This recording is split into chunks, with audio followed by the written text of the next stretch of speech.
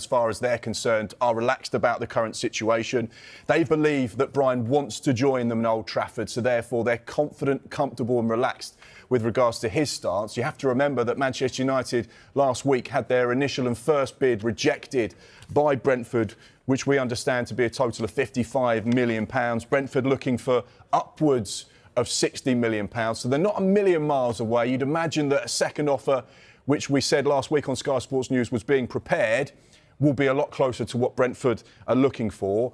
Brian Mbeumo has 1 year left on his Brentford contract with a club option additional year. So essentially he's got a 2-year deal left. So it is going to be a sizable fee that Manchester United are going to have to pay. However, he's not the only target they're looking at. They would be naive if they were to only put all their eggs in one basket, because things change in football and things change very quickly, as Michael knows. So therefore, they do have other options, but right now, it looks like it's going to be a Manchester United situation for Brian Mbeumo. Spurs' interest just a spanner in the works, to quote Mr McAdam. Does Thomas Frank's arrival don't quote me. Change that? Well, let me just say, you know, Spurs and Brentford have had very good negotiations over the last 10 days or so, and we've been reporting day after day on Thomas Frank's appointment at Tottenham Hotspur. That was never in doubt, and I'm sure people were bored of me saying it every day.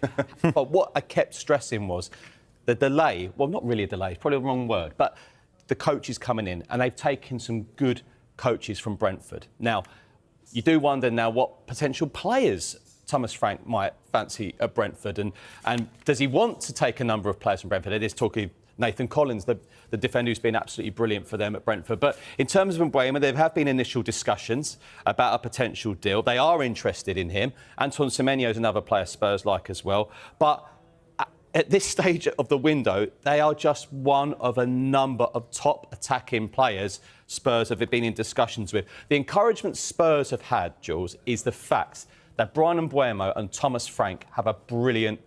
Right, let's bring you the latest transfer news now. You can see Mark McAdam has rejoined me. Mark, let's start by talking about Liverpool. The player is going to continue until they get their man. They just have to pay what Bournemouth want. OK, what's going on with Brian Mbeumo? Because I was just asking Sebastian Basson there whether he'd like to see him at Tottenham, but Manchester United seem to be in the driving seat. At the moment, it feels like he's headed to Old Trafford. We know that there were a number of sides that were interested in Brian Mbeumo. His record since joining Brentford in 2019 has been phenomenal. He's just coming off the back of his best ever season with regards to goals and assists. He's a key part of that Brentford side. But once again, his contract is running down. Hence why Manchester United are seeing this as an opportunity. We know that there is interest from Tottenham as well. We know that there were other sides in the Premier League that were keen on Mbeumo. But it looks like he's heading to Old Trafford. They're just preparing a second offer, which they're hoping will get the player. Promoted from the Championship last season. They broke their transfer record a few weeks ago, and they've now broken it again. They are certainly coming to the transfer table. There is a deal agreed with Strasbourg for Habib Diarra. It's 27 million, with 3 million in add-on with another player at Brighton and Hove Albion in training. And that is absolutely the way Eddie Howe likes players to be. He wants players to give everything for the badge. He wants players to be on the front foot. He wants players to press high, work hard. It's very much a team game. And you get the feeling that João Pedro would bring all of those team ethics that are so be a key thing for any player that goes into Newcastle this summer. It wouldn't just be about, you know, have they done well? Are their numbers stacking up?